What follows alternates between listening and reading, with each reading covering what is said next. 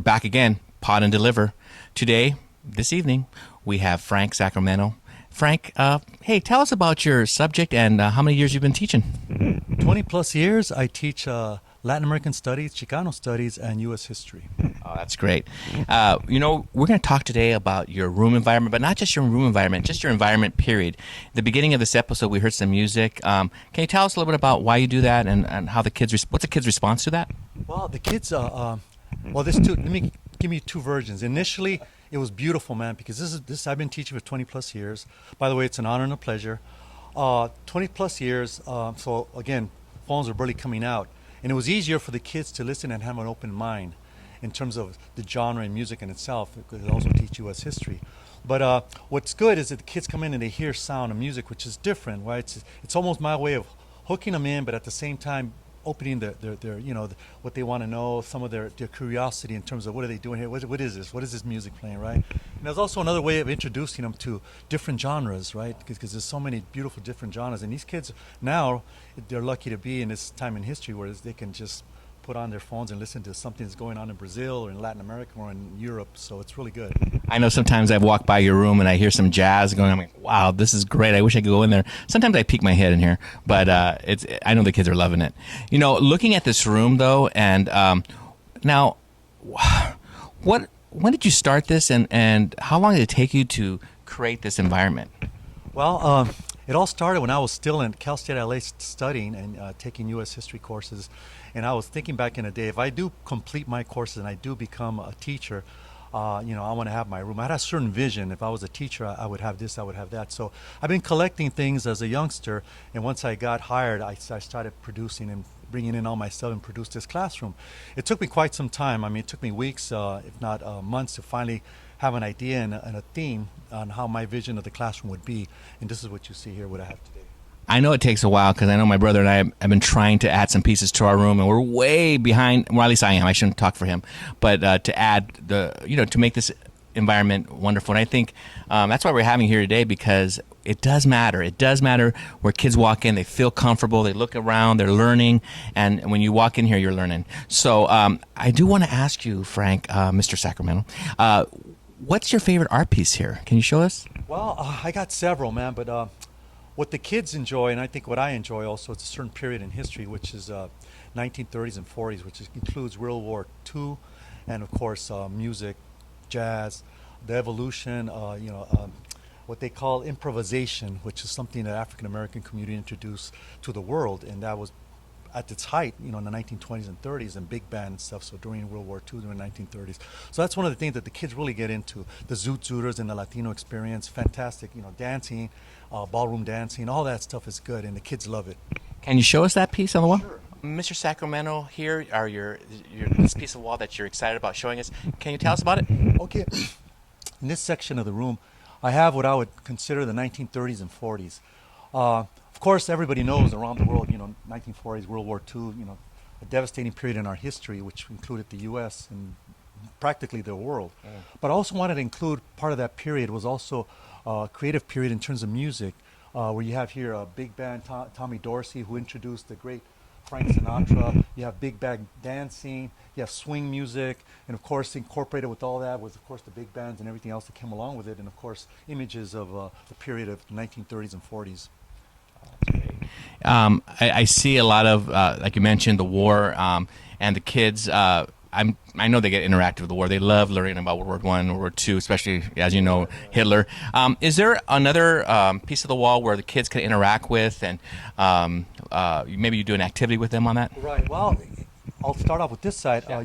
What I do to the students, I have them take a tour of the room, and they're all by themes, right? Okay. If we look up here, you have certain photographs, pics of the Vietnam War, right, where you have images of that. So I will have the kids come on and pick out a photograph, look it up, talk about it, and do a little research on it, and then present it to the classroom, present it to a partner, right? And it shows different images. Just it captures, the horrors of war, but also why we were there in terms of as a country fighting in Asia.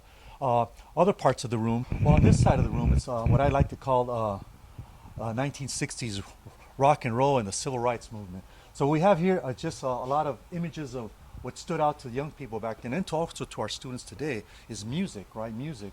all the genre back then, rock and roll, Jimi Hendrix, the Beatles, right, the British Wave, uh, Santana, one of my favorite groups, and of course the great Jim Morrison, which a lot of kids not only I introduced to, but a lot of them already, some of those kids already know, or familiar with that music, which is fantastic. So this area is cool because the kids could relate to it. We talk about Woodstock, or the type of concerts they were, and of course with that it also, of course, is All You Need Is Love, right? The whole genre, what was going on during that period, and just the period of sex, drugs, and rock and roll, man. That's how they said it, right? And so that explains this, but also want to point out that there was also war taking place, which is, of course, the most protested war at that period in history, the Vietnam War. Sure. Wow, this is great. How about the? I noticed when I walked in an area for women's rights and so forth. Can you show us something about Sure, that? let's take a look at that. Okay, this is a wall. Can you explain this one to us? Okay, this I call this section, and I tell the students, this is the women who dared the wall. So here are the women of the world, and women who made a difference, right? Because again, throughout history, women have always been also discriminated against. But I want to show that they're how pivotal and how important they were in our major world wars, right? So here you have the women, right? The Rosie the Riveters. You have women here, photographs of these women who were part of our history and around the world actually too. And I also have women over here. I have Marilyn Monroe, a famous actor in the 1950s, and also have just regular women where it could be a sister, it could be a mom, it could be a female in the family. So I also want to include that, the importance of just the mujer, or the female, that's so important in our culture, and as human beings, where would we be without the women? Amen. They do it all. They so do. so I want to point that out and show how important, because history, a lot of times history is his story, but That's right. the reality is women played a crucial for role sure. throughout history. And I love that you have Frida here, and then Oh of yeah, course, for the culture, Diego. the artists, Diego yeah. Rivera, and we have different. I like to point out many different things, and just the importance of how they helped us win the war. Without them, we wouldn't have won World War I or World War II. That's so true. I have a couple of last questions. One is, what if? Have you ever decided to take out pieces? Do you rotate pieces? Oh, that's a good question. Yes, I do. I do rotate. I have many of these images also still at home, and I tend to rotate. But the problem sometimes becomes, it's like a puzzle. If I move one, Right. I have to have the exact same size. So sometimes if I move one, I Yeah. got to move two or three. I got to switch them around. But it's always good. Always bring in the kids. Always the first thing they know, Mister, you got new posters. Oh, that's great. And I point that out to them. Yeah, and that's how that works. Oh, good. And one last thing. You have some art pieces. Let's go there real quick. Sure. So, Mr. Sacramento, we see these objects over here. Can you explain that? Was that a project over here to my right, to your right? Yes, what we have here are what I like to call props for the kids for presentations when they do a research project. So what they do is they do a research project with the theme. They got to pick out a food or a vegetable that was here pre-Columbian. So in other words, before Columbus came over, they got to pick something here that was in the Americas. For example, corn, chili, tomatoes, anything that had to do with food, because food is so important in our lives. Right. It was important back then, it's important now. Agriculture is the beginning of civilization, so I try to focus on importance on food. So what the kids do, they pick a food out, and then they have to present. So while they present, they have to have their prop. So for example, the chili you see up there, that represents, Chile. So they did a paper on chilies, explain the importance of chili, where it was done, where it's from, and everything about it. So they do a research.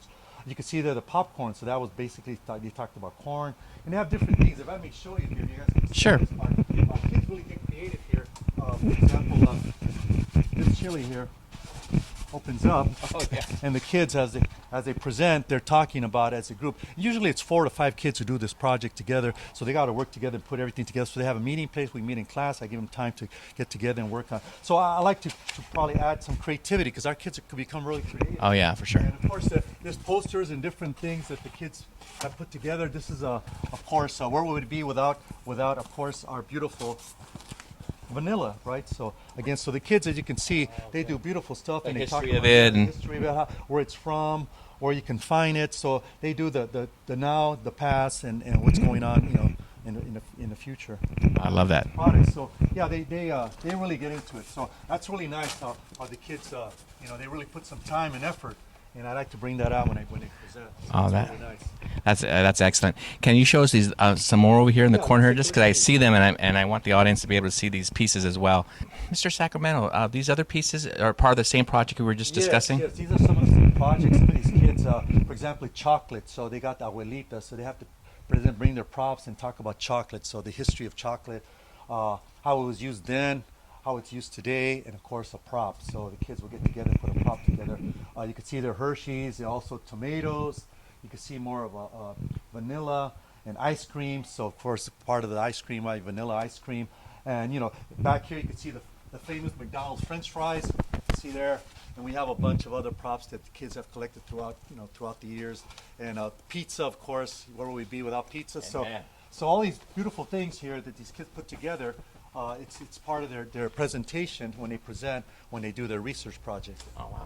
This is great. I mean, you've taken us throughout your whole room, and I know our audience is going to just love this just because it's the possibilities. What can I do with my room, right? What kind of activities can I do? And look at these kids blow you away with these activities. They're so creative. One of the other things that I have the kids do is they go around once they take a tour and they pick out a photo, and of course they start also doing a project or research on that photograph, and then they come and tell the classes the story behind the pic, which is so important, right? It's fantastic how some of these photographs, for example, a picture of the revolutionary Che Guevara in the 1960s, nobody would ever know, but the photographer was at one point just a photographer who took pictures of models. But once he got caught up in the revolution and change, he decided to become a more serious photographer, and he just started taking that famous picture. So they all have stories like ourselves, and I tell the kids we all have our stories and find out what the story is behind this photograph. In this case, you see here the Holocaust, right? What's the story of this child who later on becomes a doctor in the U.S. and his story, he survived the Holocaust. So all these have different stories of what's going on. The Volkswagen, right? The introduction of the Volkswagen, the people's car. So the kids really get into it once they find out that these pictures really mean something. They're not just photos, right? And I think that's the lesson that I want them to, that we all have our own stories and everything has a story. That's great. And they could have a story too, right? So we have our own stories. For sure. Well, listen, I want to thank you for being on the show. An honor and a pleasure. And for you out there, this is hopefully an encouragement to you when you look at your room and what the possibilities. I know I'm excited to continue to add my pieces. It might take a while, like it take Mr. Sacramento, but we'll definitely do it. Thank you for being on Pod and Deliver, Mr. Sacramento, and we'll catch you all soon. Bye-bye. Thank you very much.